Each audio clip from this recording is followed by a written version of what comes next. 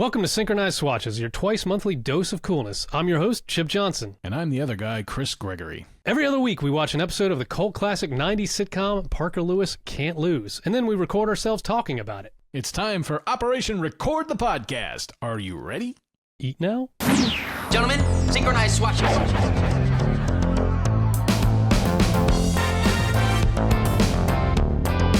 Not a problem.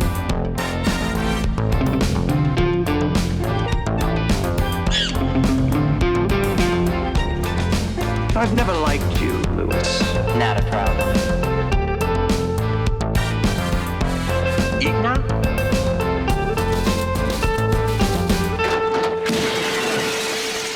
Clean out your locker, you're finished. And this probably applies more to the next episode, but whatever, we'll do it now. What is the mall situation like out there in Los Angeles? Comparative to, like, malls of our youth. I think it's about the same. Oh, I mean, I think it's about the same as, like, other places. There's not a whole lot of indoor malls. Like, the indoor mall is not that big. I mean, there are some. Right. Yeah. Most of them are more of that town center type outdoor shopping. Right. That was, that had a boom, 15 years ago? Yeah. But even that, I feel like that's kind of dying, right? Right. But, yeah, we do have, what is it? The Beverly Center, which is like an indoor mall, but it's all like super upscale stuff. So it's, Yeah. I don't go there much because most it's just way out of my price range, but not a lot of mall rats running around there. Yeah, exactly. Yeah. So it's, I don't know, man. It is weird. Like the mall culture, that was a small window of time, I guess, that we just happened to get a piece of, right? Yeah. I was wondering because like, around here, there's basically two functioning indoor old-fashioned style malls now. You got your Patrick Henry on this side of the water, and then Lynn Haven on the other side of the water. And the other ones are still there, but they're all kind of transitioning into being other things, or they're gone, or whatever. Yeah. But we went to Lynn Haven last week when I was on vacation. I spent one full day individually with each kid, just to give them some one-on-one time. And so my son wanted to go to the Lynn Haven Mall. Don't remember why he got the idea, but I haven't been to Lynn Haven in a decade. Like, it's been a long time, and I was aware of that when we went in because it drew my attention, the fact that, like, that place used to have a second floor where all the food court was. I don't know if you remember much about Lynn Haven, but, like, that's all vaguely gone now. Yeah. Like, that second floor is completely gone. It's all wide open, but that one and Patrick Henry are both, you get the mall experience when you go in there where there's mostly open stores, and kiosks and stuff without a bunch of dead empty space, which is what most of them seem to be like now, Yeah. So I don't know if kids are missing out on much of anything, but I was just curious if that was like I know it's like a national thing, but I didn't know I wondered how it was out in California, because it seems to be more of like maybe you associate that just from TV and movies being made out there in the 80s and whatnot, but yeah. No, I don't think it's any different than the rest of the country.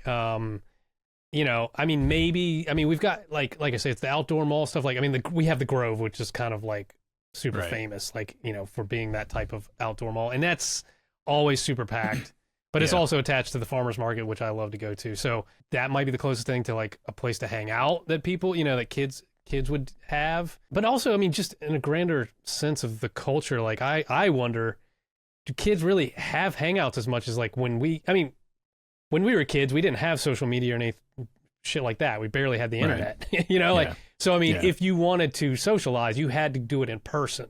So we had to have hangouts, coffee shops and malls and stuff like that. And I just wonder how much, I'd be interested to see the numbers on like how much less, or is it, are kids hanging out in person, like in hangouts, or is it just an illusion that I have as a middle-aged man? I don't know. Yeah. You're just not going to the right places to get harassed by kids. That's that's what it is. I expected by this point in my life, I would be getting harassed by teenagers. Yeah. And it's not happening. Throwing things at the back of my head and tripping me. Calling me old man. Yes. Maybe you just can't hear them because you're old. I'm deaf. Oh, man. But yeah, I wonder about that. Like, if they just... do they, what kind of places do kids hang out now? Or do they not? Yeah. I don't know. Yeah, I don't know. We should ask them, hey, kids listening to this bullshit. Hey, kids, where do you hang out? We want to know. Oh, God. That's a segment killer right there. That'll teach you to ask me about malls, Chris. Yeah, I know. That was my, I was in the wrong there. My mistake. I made the mistake there.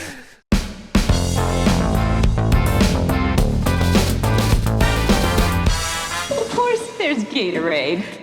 We're here to discuss Synchronize Swatches. No, we're here to discuss Parker Lewis Can't Lose, Season 1, Episode 23, King Kube. And let's get the German version. Paul, if you will. Es lebe der König. Thank you, Paul. The rough translation I found for that is Long Live the King. Side note, I was thinking about sending him an email and asking him if he would want to give us proper translations as well. I thought about that this morning too, man.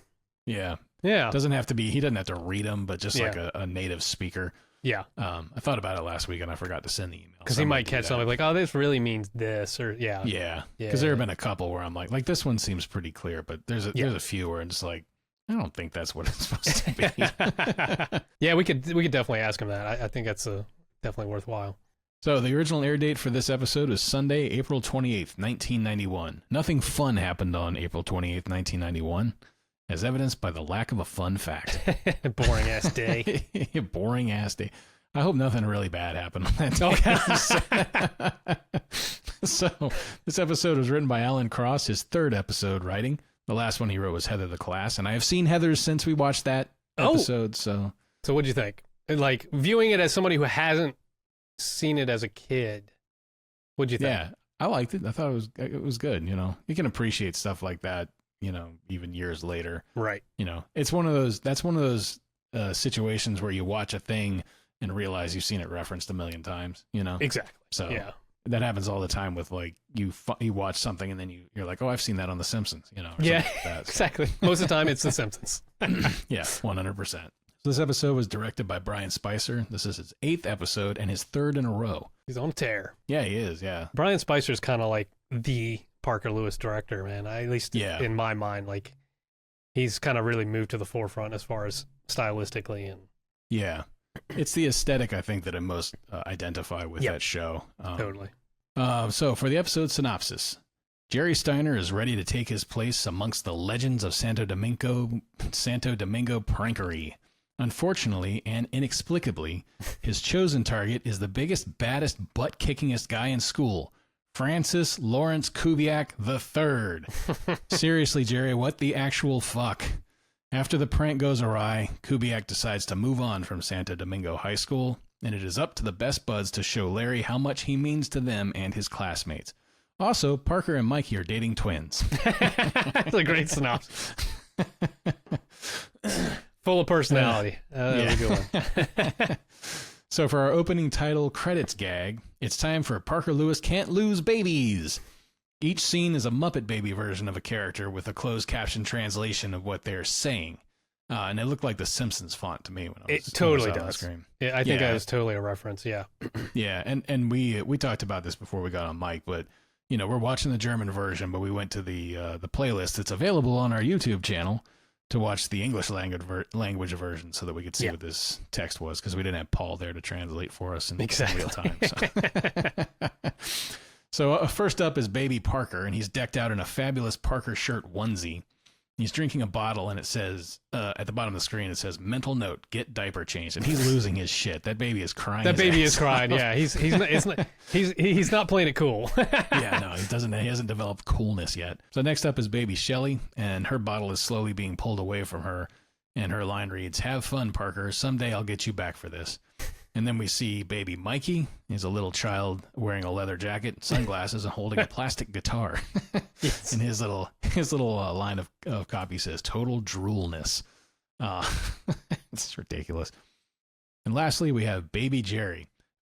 He's wearing his glasses and his jacket and his striped shirt and everything. And I noticed the last time I walked through, I think the last time I watched through, I think he's actually wearing Jordans. He's got like little baby Jordans. Baby Jordans? Yeah. I didn't notice that. Yeah, it's pretty cool. So he's working on a calculator and muttering to himself. And the line reads, Dad, I finished your taxes. Smart from the get-go. So we're in the hallway now, and we open on Parker and a new young woman, mid-face suckery. Indeed. He's mentally... Yeah, and I mean they're going at it. Yeah. He's mentally psyching himself up to ask the big question: will she go to junior prom with him? She says she'd love to, and they start making out again, and it lingers for a second. It does. They're all up in their shit. So we transition to Mikey, and he's also making out with a young woman, and they pause long enough for her to answer his question that he asked prior to this scene, that she'd love to go to junior prom with him. Curveball, though, it's the same girl. Or is it? Because Parker steps into the shot between the two of them, and after a beat, he's joined by his date. Mikey and Parker are dating twins. Yeah, so Amber is played by Joy Creel, and I guess Candy's the other one. Is that what we decided? I think so, yeah. Yeah, Mikey never really says the name, but I think that's Candy, and she's played by Leanna Creel. Part of triplets, actually, but here they're playing twins. And they're known for, because, again, being identical twins, they were in Parent Trap 3, which came out in 1989. Joy Creel is married to the comic book artist Rob Liefeld. And Candy, I knew she looked familiar when I first watched this through. She played Tori Scott in Saved by the Bell. Right. So I guess that was that later. That was later Saved by the Bell when they brought in some new characters, right? Yeah, that was post. I just remember her Tiffany with the Amber leather Thiessen. jacket, and, yeah. It's funny too, because she's only in 10 episodes, but I would have sworn she was in like a season and a half or 2 seasons of it. Yeah, because she feels like a regular character. To me, in Saved by the Bell. Granted, I didn't watch it wholeheartedly, and my sister was always watching it, so it was always on. You get sucked in or whatever. But yeah, I felt like she was on it longer than that too. But it really was on all the time too. It was, like in the afternoon, man. That show all was the on time, constantly on numerous networks too. Yeah, not just TBS. It was I mean, Right. it was all over the place. Yeah. So the girls both leave as Parker explains that they have decided to double their pleasure, double their fun. And then Mikey says, "Coolness, Park, our prom dates come with a spare."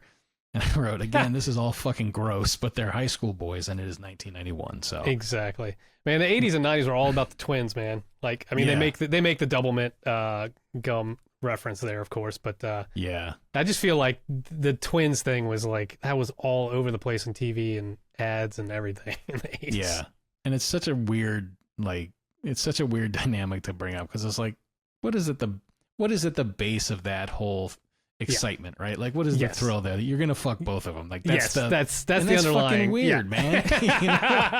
You're talking about siblings, for God's sake. If you scratch too far below the surface on that little thrill, it's kind of like, oh god. Yeah, anyway. exactly. It's so weird. I don't think people think that deeply on it. No, they don't. They go just deep enough and they stop. They're like, yeah. Yeah. What a way to put that. All right, so Jerry is transcribing this joke on a computer in his locker, and he explains that he is cataloging their every utterance and every move. Mikey tells Jerry it is time for him to be his own man and make his own decisions. And Jerry replies, "Whatever you say, sir." So we cut to Musso's office. Miss Musso and Frank are escorting the junior prom planning committee out of her office and thanking them for their work developing their Yo Domingo Raps theme. And when she and Frank re-enter her office and close the door, she crumbles up the presentation. And then Frank delightfully lights this little match on fire and drops it into a vase that she has put the crumpled paper into. And they both delight in watching it burn. They do. It's just a strange character twist there, where it's like they're just enjoying the fact that they're destroying somebody's work. It's so weird, Yeah, because Frank even says something about so many hours of work, hard work, going up in smoke or something like that. He makes a comment. It's just unnecessarily cruel. Gets so much pleasure from it. Yeah. So then Miss Musso launches into the story of her own junior prom in 1970. Let me tell you a little prom story, Frank. All about a hopeful, innocent young girl invited to spend her first prom with her prince. A gorgeous 220-pound linebacker with promisingly huge hands. Oh, the prom was to be the highlight of her young life, the Cinderella fantasy come true. Oh, my.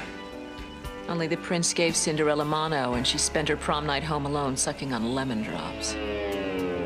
But at long last, I have the power to recreate that lost night.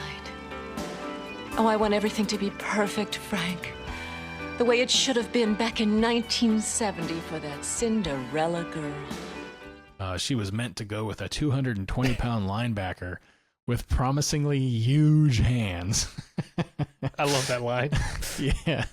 And I made a note here of like, why did she decide that this is the year and not say like last year or any year before was the right year to correct this travesty in her life? Yeah, exactly. Because she says, "At long last, I'm in the position now, like for everything's fallen into place." It's like, what? Like, what is falling into place? That's perfect. Just what? Huh? Oh God. Yeah. So we cut from there and that strange little confusion to the auditorium where the junior prom pep rally is happening. All the students are throwing trash at the stage, and Miss Musso and Frank emerge to announce the king and queen of prom. And the crowd begins to chant "Moose, moose, moose, moose, moose" when they walk out the stage, like all of her classmates did at the reunion. Yep. And yeah, like it's this whole thing is kind of played like they're presenting at the Oscars or something, because like there's a big announcement, and of course we'll see with the cue card read in a minute too. It's definitely they're trying to be this whole like Academy Awards ceremony thing going on. They've got the here. envelope, and they got the envelope, and I love Miss Musso like mugging for the crowd when she's opening up the envelope. Yeah, and even her and Frank's read of the cue cards is very Oscars read. Like how the celebrities are always reading it kind of ironically. Like it's kind of like that read. So as we pan around the crowd, Parker explains that the king and queen will be a no-brainer. It's always the same kids. And at this point, we get our first shot of Larry Kubiak, and he's sitting there attempting to capture a fly buzzing around his head, which is also just like the reunion episode. Yep. So Frank tells the crowd he is so nervous, and then it is revealed that he is reading from a cue card being held off stage. Strangely, when the cue card guy reveals the next cue card, it deviates from what Miss Musso says, which I thought was something I noticed. She's, it says on the cue card, by popular demand, the theme for this year's prom will not be Yo Domingo Raps, but the 70s Forever. Yep. But she doesn't actually read that. I don't remember what she says exactly, but she moves. She goes into announcing the prom queen, or like, now it's time to announce the prom queen. I think they just totally cut it. I'm pretty sure they had her read it, because that is kind of a plot point, but they just kind of threw it out the window. Yeah, it's funny actually. Throughout the episode, there's a few spots where it's like you can see threads from that plot line just still in the episode, but they're never addressed. Yeah. So instead, Miss Musso proceeds to announce the prom queen, Michelle DeVoe, and she comes up on stage and accepts her crown. And Larry catches the fly in his mouth and gulps it down. Miss Musso then announces the prom king, Larry Kubiak. And we cut to Kube, and he's buttering a slice of bread as this king's crown magically appears atop his head. Yes. And everyone looks on in disbelief, including Miss Musso. However, she then ascends a set of rolling steps to anoint Kubiak prom king. And then we're back in the crowd, and Parker and Mikey are sitting there, and Jerry just pops up behind them on the bleachers. And he announces that he's finally done something on his own, a prank worthy of them. He convinced the students to elect Larry the prom king. Yeah, and I love that because he actually holds out a flyer that obviously he must have made, right? But it actually says it's actually Larry misspelled, like as it normally is. So it's got the carrot and the art, and I'm like, Jerry made this flyer and it's misspelled. And I'm like, it's just hilarious because at this point it's just become a branding thing, right? Like, exactly. This is that's how you write Larry's name. Yeah. I'd be disappointed if it wasn't like that. Exactly. But then Mikey and Parker are upset by this, and they're worried about Kubiak's reaction when he finds out about the prank. And Jerry insists that he didn't intend to hurt Kube, but Parker suggests that maybe it won't be that big a deal. And then we see Kubiak, and he's wearing this regal cape and thanking his classmates through tears for what he calls the happiest day of his life. The camera pulls out to reveal the best buds seated alone on the bleachers, realizing that they are totally fucked. Parker makes a mental note to contact the witness relocation program as we mosaic to commercial break. Yeah, it's funny. This is his happiest day of his life. I'm like, I was also thinking back. I'm like, when you won that entire cow, wasn't that? Yeah, $2 million and a fucking cow. $2 million and a cow. Like, I mean, I feel like that might be up there. Yeah, so when we come back from commercial, we're in the hallway, and Kubiak, complete with sweater tied around his shoulders, is adjusting his crown. In voiceover, Parker lists history's greatest kings, Louis, Henry, Kong. He tells him to move over. There's a new king in town, King Kube. However, Kubiac's classmates don't share his reverence for his newfound role. Everybody who's passing by him is just they're like bowing down to him, but laughing at him when they walk past. Yeah. In a way that the buds describe as cruelness. And Jerry, feeling guilty about having brought shame to the best bud name, determines that his only course of punishment is to cover his head with a brown paper bag, dubbing himself the unknown bud. And he's got his eyes and his mouth cut out of the bag, but and the holes are so perfectly cut too. Yeah, like they really are. They're not just some jagged cutout for the eye holes in the mouth. Like they're perfect circles. Yeah, he did a good job. He's a perfectionist. Yeah, exactly, that's true.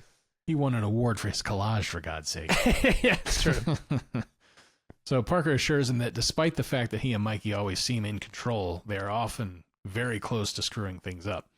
With risk, there is responsibility, and Jerry needs to ensure that when he pulls a prank, it is to help rather than harm.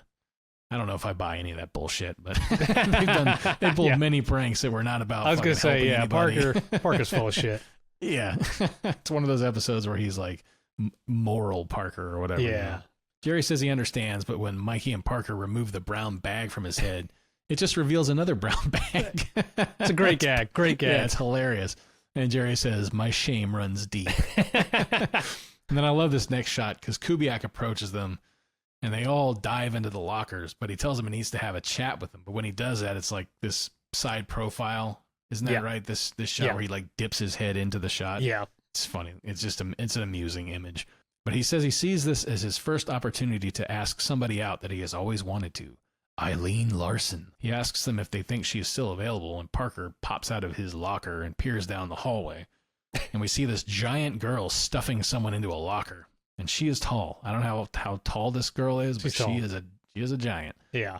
And it's funny because you can hear like this sound effect in the background after she does it. It's really silly. But Parker says he'd stake his life on it, and Kubiak responds, "Smashing." Yeah, and Eileen Larson is played by, I guess it's Jonas. I'm not quite sure how to pronounce her name. Yeah. My apologies. But she only has a couple credits. Parker Lewis episode being one of them, and the other one being a show in the 90s called Loving. But my other note here was I love how just wearing that crown somehow causes Kube to skew British. Yeah, he definitely develops an affect. Yes. Yeah. Yeah, it's evident in the classroom scene later during the slideshow where he's just... Yep. Yeah, he's very regal at this point. He's very regal. Yeah. So we cut to Miss Musso's office, and Frank enters the office to find Miss Musso on the phone, and her desk is covered with framed photos of famous faces. We were talking a little while ago. I made out, obviously, Donny Osmond's in there, but I saw Eric Estrada in the background, and you said you saw... Yeah, I saw, I think it was Bill Bixby. That was the only other one I made out, yeah. There's like a half a dozen framed photos of old-fashioned hunks on there. I guess. Yes, exactly. She's making the rounds, making the phone calls to see who she can get. Yeah, so she's on the phone. She's on hold with Donnie's people. And then the line comes alive in that Peanuts teacher fashion. We hear, somebody on the other end. And she confirms that she is the same Grace Musso who's written Donnie hundreds of fan letters over the years. And we hear the other person. The other person's just like... But then you hear the word psychopath. And she confirms that she did talk to the FBI, and that's when the other person hangs up. But she plays it off for Frank. Oh, looks like we have a visitor. Hi, fellas. How you been, man? What have you been up to since we last talked? That's a good question. Man, I've been okay. I have been doing stuff around the house and hanging out with the bulldogs and my wife and going to the farmer's market and buying big old trumpet mushrooms. And oh, nice. Yeah. I don't know where you are in LA, Chip, but we went to the Atwater Village Farmer's Market yesterday. It was good. Oh, okay. I haven't been there. We're in like West Adams, so just east of Culver. Yeah. Oh, I'm sure you got one down there. So where are we? Donny Osmond, big teeth. Yeah. We were in Miss Musso's office where she's on the phone with Donny Osmond. Donny Osmond's people. Oh yeah, his Talking people. to Yeah. the people. Of course. Hollywood. And getting hung up on. Yeah. And Abe, feel free to jump in anytime you want. Like Sure. we did this with Troy last month, and Yep. Chip has notes in here for me to see when he wants to bounce in, but it was fine. Just you know, cut in whenever you got a comment or something, or want to make a joke, whatever. Yeah. You know write me some jokes already. down.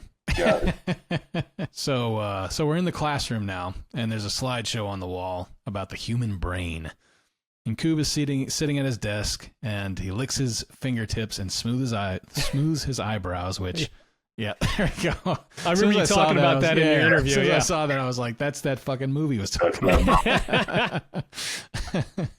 Yeah, so he's steeling himself up to ask Eileen out.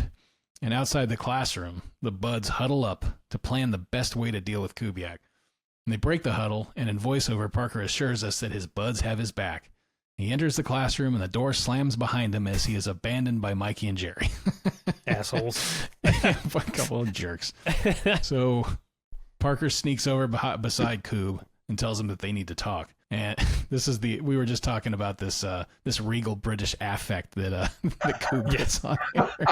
Because Kube tells him to hold your horses, old boy. It's so damn funny.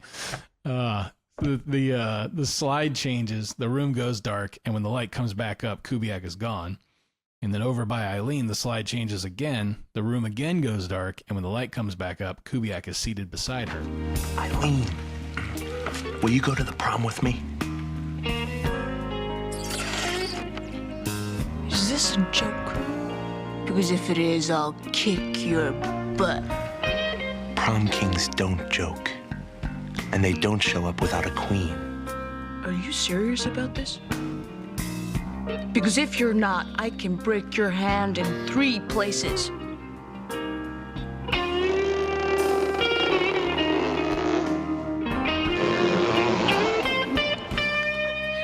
Larry Kubiak, I'd be happy to be your date. Do you hear that, world? I'm king. King Kube. Mental note. Work on my timing. I wonder if it's Kube's first date. I don't know, man. That's a good question. That is a good question. Yeah. I remember that the young lady who was Kube's girlfriend, or his crush, I guess. What can you tell us about her? We couldn't really find a whole lot We only about saw her. like 2 credits. Yeah, she disappeared after that. She was sweet girl, kind of like she is on the show, kind of giggly and nervous and not sure where she was or what she was supposed to be doing. I don't know, and I do not know what became of her. Yeah. So we're going to cut to Parker Central now. Contemplating a solution to this predicament, Mikey suggests that they just leave well enough alone, and Jerry concurs. However, Parker points out that Kubiak will eventually learn the truth, and that it would be better coming from a friend than some sort of two-faced backstabber. And then from a monitor behind them, we hear the two-faced backstabbing voice of Shelley Lewis, as she confronts Kubiak with a flyer and the truth. Uh-oh. And I love this shot because the buds' heads rotate 180 degrees. Oh, so yeah. they're just looking at the back of their clothes, like their clothes are on backwards. It's very 1991 style. Like the crisscross look at the backwards. I love that. Yeah, exactly. That's probably where they stole it from. Yeah. That's funny. So Shelley shows Kube the flyer and says, "Joke's on you, Rex." Surprisingly, though, Kube blows her off in favor of a tuxedo fitting. But however, after some calculations, Jerry determines that the information will make its way to Kube's brain in 40 seconds, just long enough for him to go outside and open his lunch bag. And then suddenly, smoke arises around him. Kube lets loose a primal scream as children duck and cover. And we see that famous black and white footage of an atomic explosion over the ocean. We cut back. Kubiak is gone, replaced by smoke where he stood, and his lunch bag then falls back to Earth with a splat. It's almost a metaphor, let's be honest. Yeah. So silly. What a fun show. I mean, you guys are... I was just looking at how far into it we are with this episode, and you have a lot more to do. Yeah. Yeah, we were just talking before we started recording about, like, we're amazed that, we're almost through the first season already, but you're right. I mean, there's still so much to go. Many more episodes to go, yeah. But this is a fun one. This is a fun episode, and the show is getting its stride at this point, right? Like, they're not afraid to go deep into the cartoon aspect. Which yeah. And I think part of that too is like we were talking also, this is like the third episode in a row that Brian Spicer directed, you know, and he definitely has that aesthetic down of like the goofy cartoonish show, you know. Yeah. Oh, for sure. He's a very, very smart guy. Have you guys gone after him at all to be on this? No, I guess we should though. We should. He's all over socials, and he's like the king of Hawaii. You might want maybe you need to go and interview him in person. I mean, I'll be all for that. Don't have to twist my arm. Yeah, we should. That's a great point, man. That is totally a great point. What if we stage a crusade and we all go? We get Corin and Troy and God, we can maybe even take Billy to Hawaii. No, well, I'll think about it. Yeah. And Melanie, we could get Melanie to go to Hawaii. I'm pretty sure. And I guess Brian owns about 65% of Oahu, so we should be able to find his place. Yeah. Just show up unannounced. Who are these Synchronize Swatches field trip. Yeah. I like it. Oh, damn. Start the Kickstarter now, boy. So we get this spinning newspaper, which reports on the front page that Kubiak cancels Crown, replacing the C's with K's and producing a very problematic KKK headline, which we pointed out a couple of times. It's kind of like, oh boy, come on, guys. Yeah, like an Operation Kubiak too, right? Episode 2, like everybody's holding up the K's and in the crowd, and it's like there's a strike of like triple K's. Like, oh, that was. They didn't think that one through. No, or they did, and man, that makes it worse. yeah, exactly. Terrible. Okay. What do you got next? So the photo on the front is an angry Kubiak, and it morphs into the real Kubiak towering over Parker, Mikey, and Jerry as they read the back page of the paper. And I was wondering if like maybe they were just looking at the junior jumble on the back. They might not even have been reading the front page story. So Kubiak growls as Parker apologizes, explaining that they wanted to tell him what happened. And Kube says it's too late for talk. And they cover their faces, and Jerry suits up in police riot gear, circa 1991, so it's none of that military-grade overreactive bullshit they do now. Yeah, exactly. I tried to copy and paste that from your notes, and it was the notes were in the trash. It wouldn't let me copy and paste it. I was like, a great sentence. Thank you. So Kubiak announces that he's transferring out of Santo Domingo. And as he lumbers away, Mikey says the Kube is gone, and Park says, long live the Kube, as we dissolve to commercial. And when we come back, we're at Kube's locker, and we pull back from the jewel in Kube's crown, and we see that he is disposing of it and everything else in his locker. And there's a large dumpster beside him with pizza boxes and ding-dong boxes. Of course. Of course.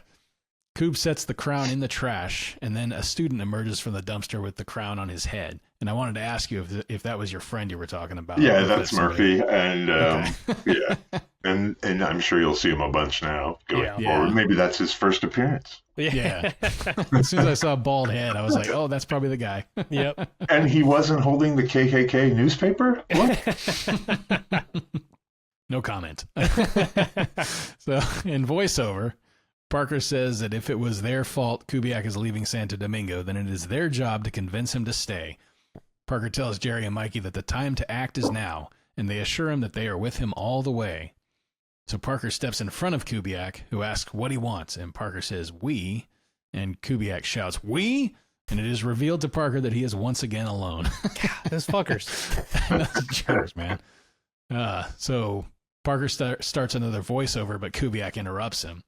And Parker tells Kube he and they are very sorry about what happened and tells him no one is laughing anymore. And then we cut to Shelley with a megaphone telling Kube not to leave without his crown, and all the students gathered around her start to laugh. Great timing from Shelley. Yeah. Wow. Yeah. She's, something else. Is that a moment where Kubiak hears Parker's voiceover, even though Parker's not? Yeah.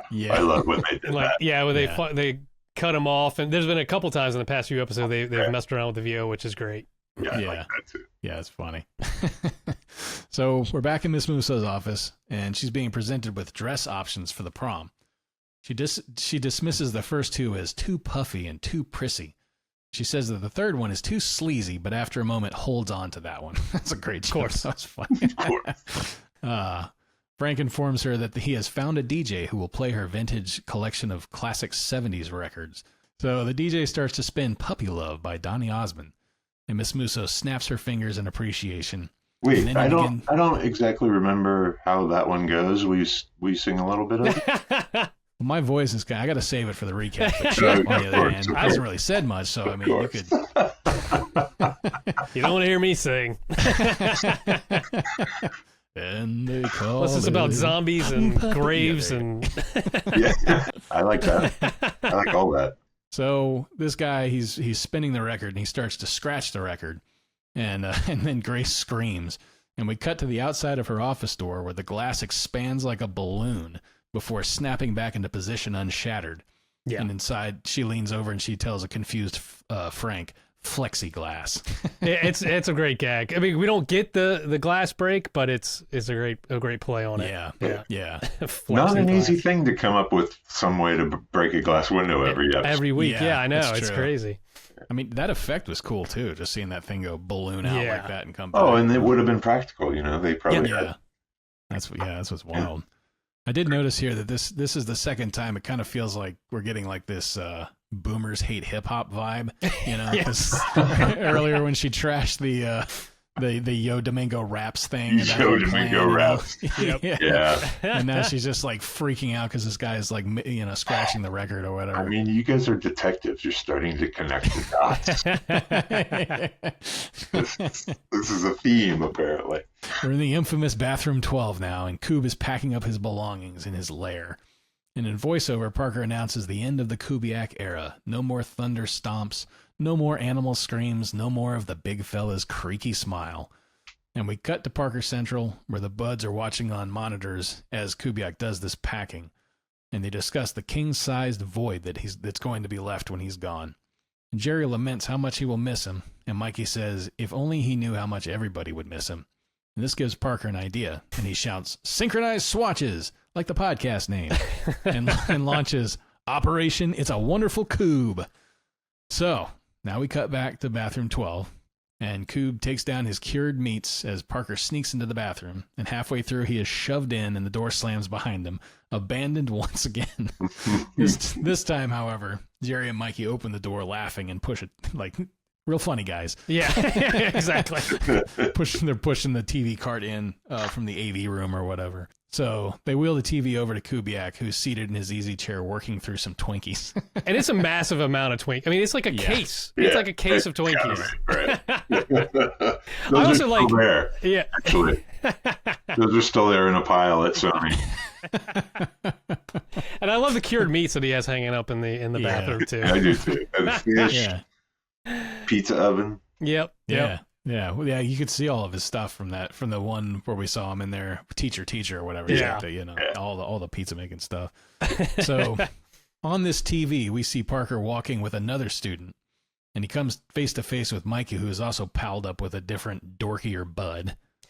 And Jerry, he actually informs us that this is that's Mikey with Mr. Spinack, which I think is a nod to the actor that played Conrad Fleck. Yeah, I think that's right. Yeah, so like it's just a throwaway because he just calls him. I mean, and it's not Conrad Fleck in the character, but it's he's kind of like that dorky nerd guy. Yeah. So I'm wondering if that's just a nod. They just like, we need to give him a name. Let's name him Spinack. Again, it was a throwaway, but I was like, oh, that's interesting. Yeah, because they did that with Melman a few times too. Yeah, because Melman was the guy whose face froze to the sidewalk in one episode, then but then he was Charlie Rocket's character, right? Right. Officer Melman. Yeah. He's named Melman also. Oh, Officer Melman. Yeah. Right. Yeah. Melman must have been like somebody's landlord. I think he was a director. Yes, he's one of the. He was one of the directors Absolutely, in a couple episodes. Yeah. You guys are smarter about this than I am. That's for sure. We've just spent entirely too much time watching it. You really have. I'm not gonna lie. Like what was it? A couple episodes ago, I was talking about the knot patterns in the tree. I was like, that's the same tree because I study the knot patterns. Wow. Yeah. Wow. That's all you can say to that. Have you Way made too much time. way too much? Have you made a Parker Lewis wacky shirts supercut? Oh, Not no, yet, we no. need to. We should do that. We should do that between seasons or something. Yeah. Clean up from season 1 and start to season 2. Or... Yep. Yeah. Yep.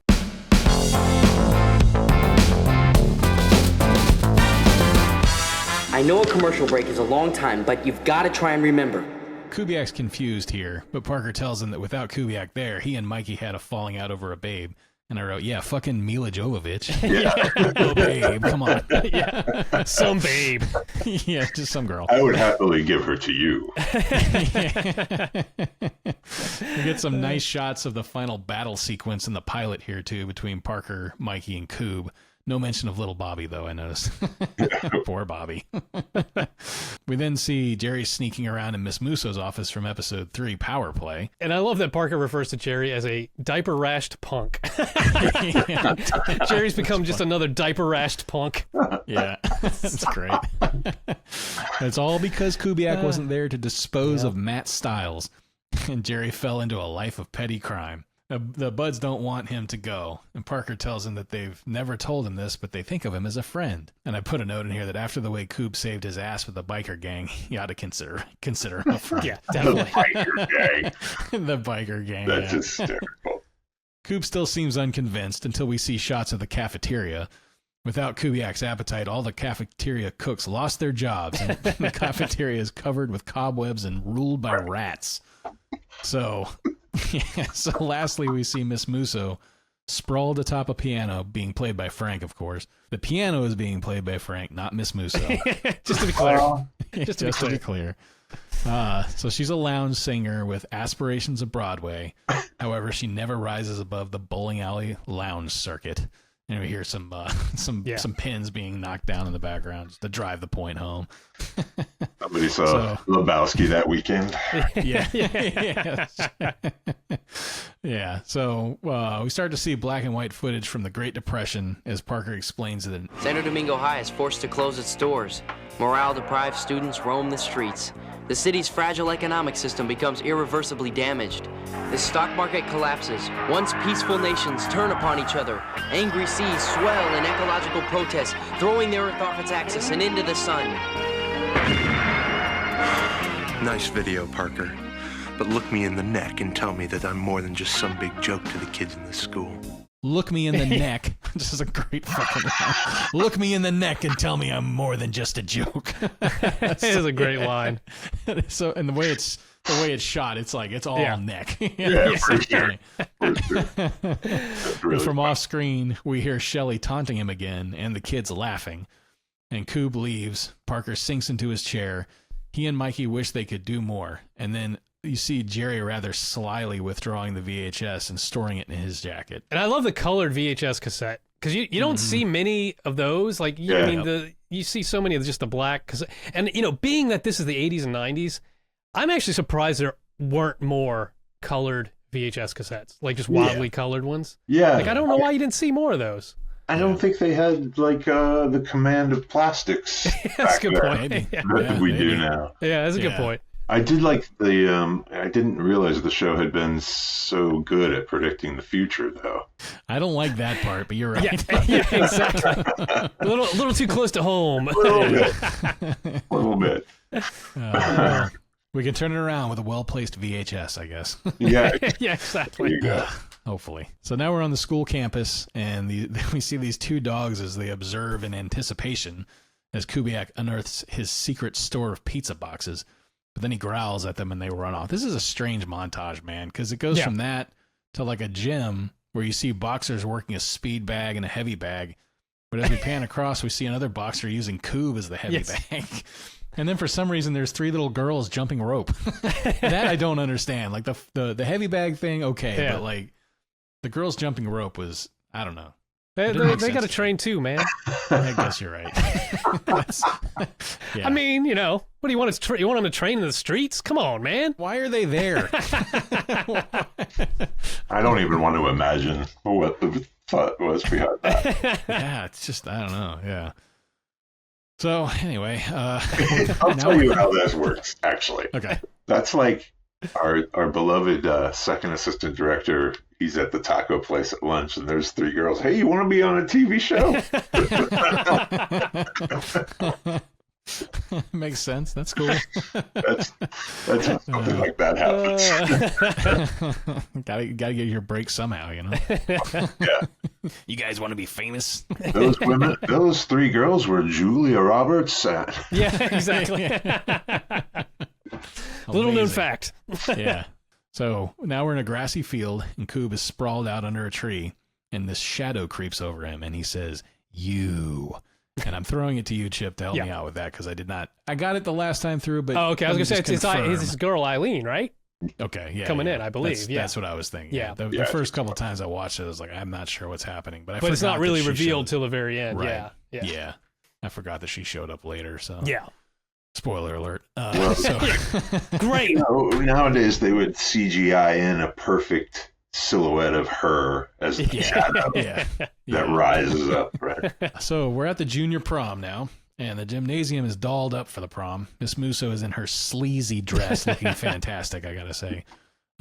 Frank compliments her on the decor, saying she has really outdone herself. And as Miss Musso holds this cup, ready to serve herself some punch, she pauses and wonders what her life would have been like if her linebacker boyfriend had taken her to prom.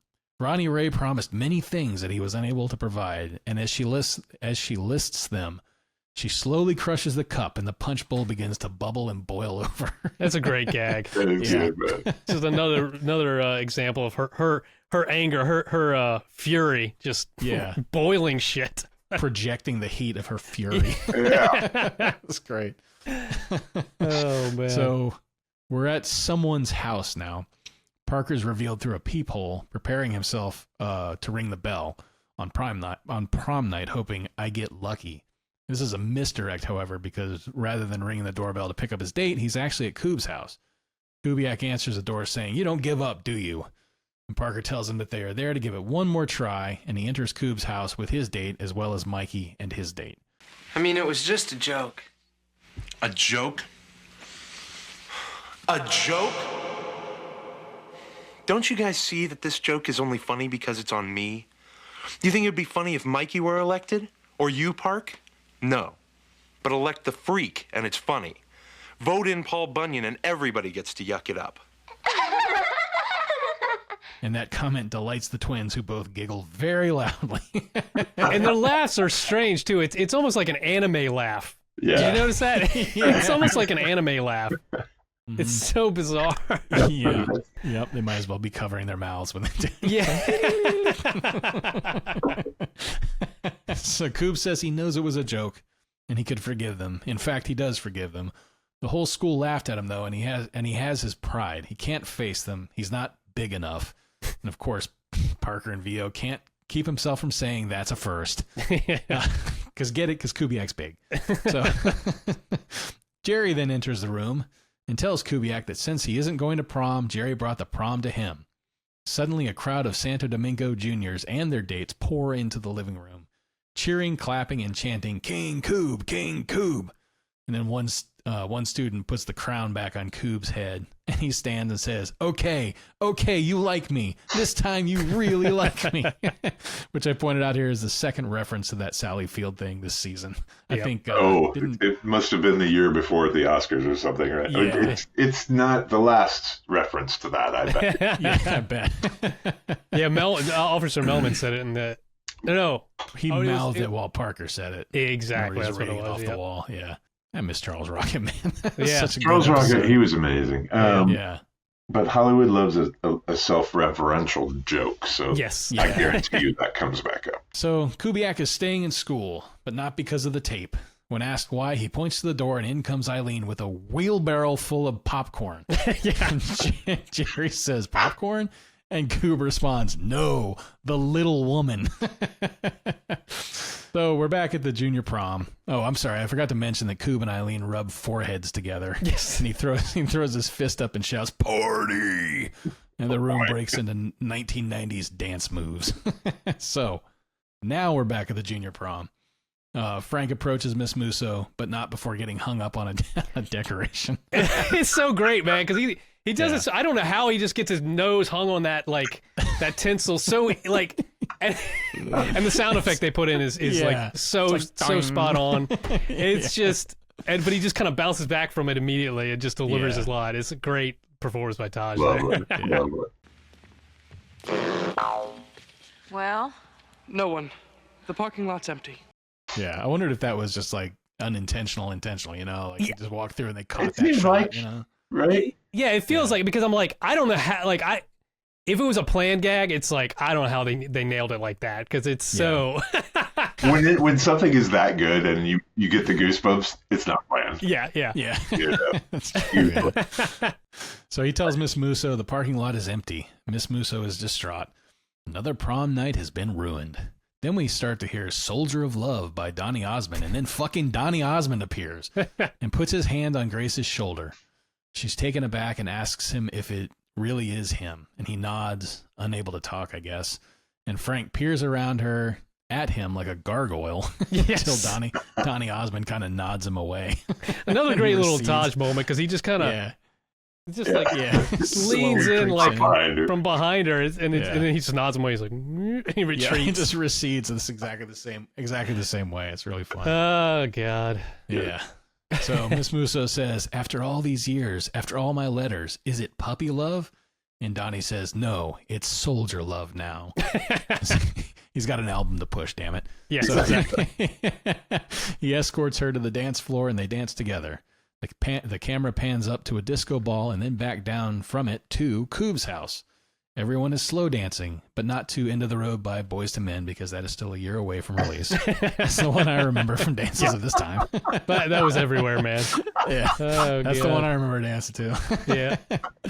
But Parker and Mikey congratulate Jerry on a job well done.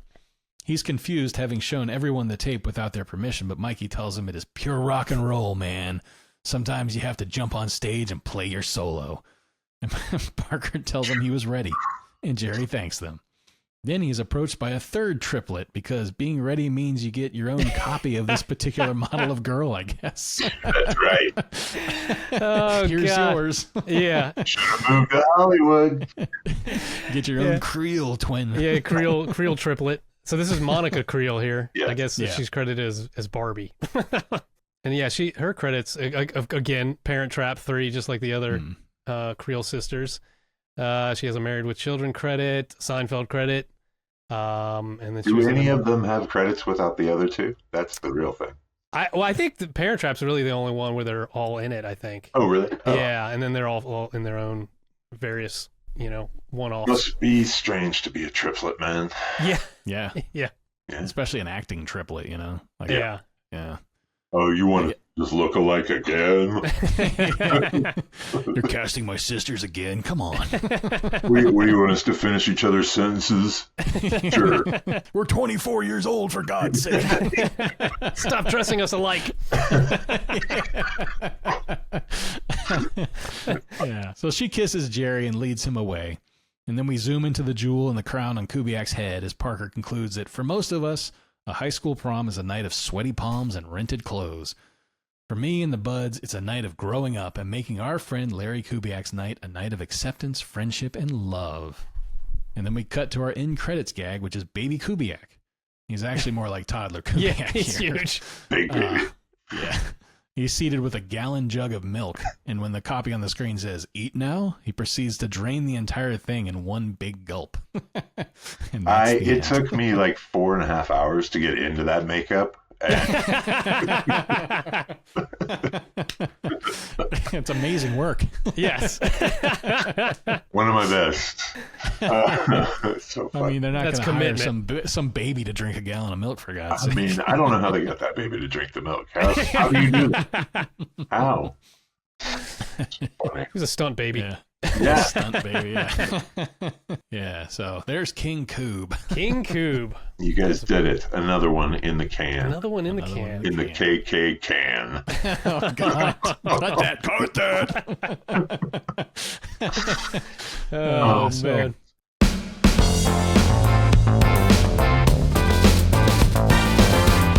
What have you got to say for yourselves? Yeah, I was going to ask Abe if he had any memories of, specifically of this episode or being on set. When I was reading your recap, I was like, oh yeah, that girl, what happened to her? She had like a double Johannes name. Johannes. Johanna Jonas or something. She was that, a Swedish girl or Norwegian girl, and maybe was just in LA for like a moment trying her luck, and she booked this thing, and then kind of never saw her again. But sweet girl, and at this point we're all having fun, and they're letting us experiment, and Brian Spicer's kicking ass behind the camera, and we're in full throttle, and you guys are going to see that as you go forward. The episodes get stronger and stronger, I think. But, there's always going to be a bad rock and roll joke in there at the end with Mikey or one of them. And but it's funny. It's a nice balance. Hearing you read it back, it reminds me that yes, there was some super cheesy shit, but you can't really be in Hollywood without that.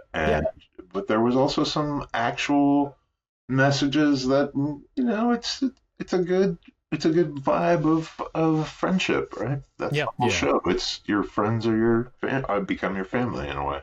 Yeah, it's definitely that emotional thread through the whole series that we just keep picking up on. It always comes back to the buds, like what you do for your friends. And it's great. I like That's why the third season breaks your heart. Yes. I was telling Chris, I randomly watched a season 3 episode last week. Wasn't quite as bad as as I've built up this gloom and doom in my head. Right. But it was a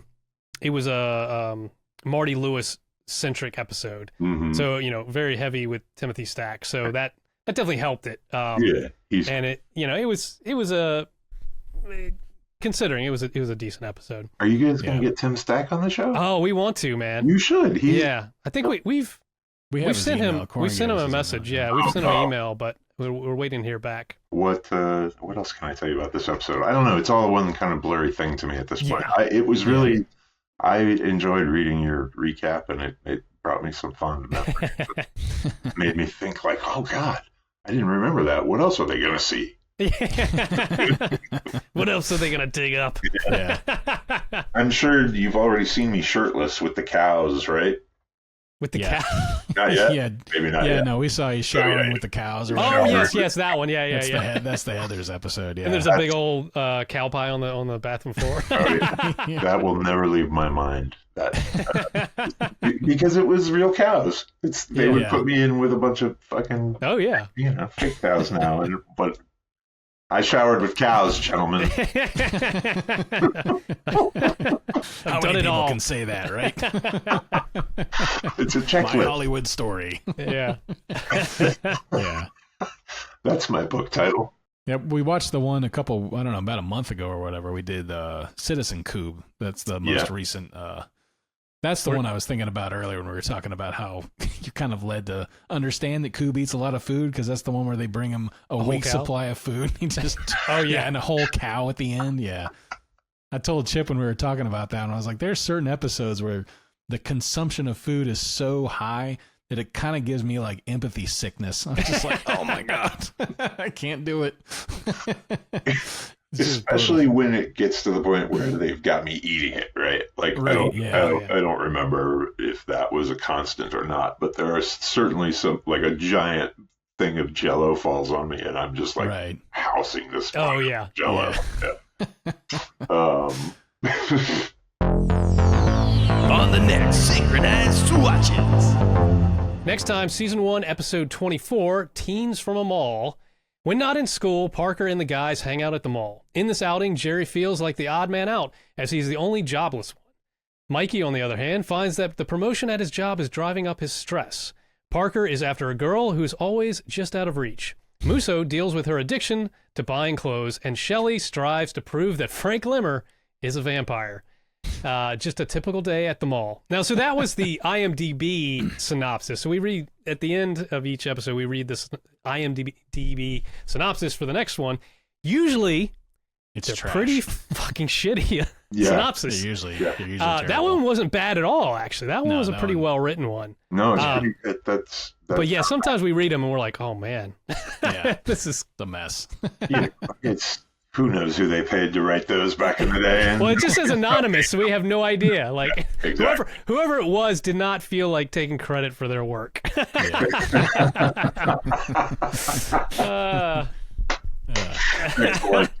That's funny. I'll just tell you, my first experience with hot dog on a stick comes from this next episode here. Oh, okay. That was not something I ate as an Indiana boy. Okay. Oh, really? Hot dog on a stick. Wait a minute. I mean, I had a corn dog, but not this insane like candy coated corn dog that they have. Oh, okay. Yeah. I gotcha. I didn't know there's like a difference. I was like, a corn dog's corn dog, right? No chip. Hot dog on a stick. Very fun, you guys. Appreciate you having me and you keeping on doing this, no matter how many people watch. Great pleasure. I'm Abraham Ben-Ruby. I played Kubiac, and you were watching Synchronize Swatches. My brother's a dead man.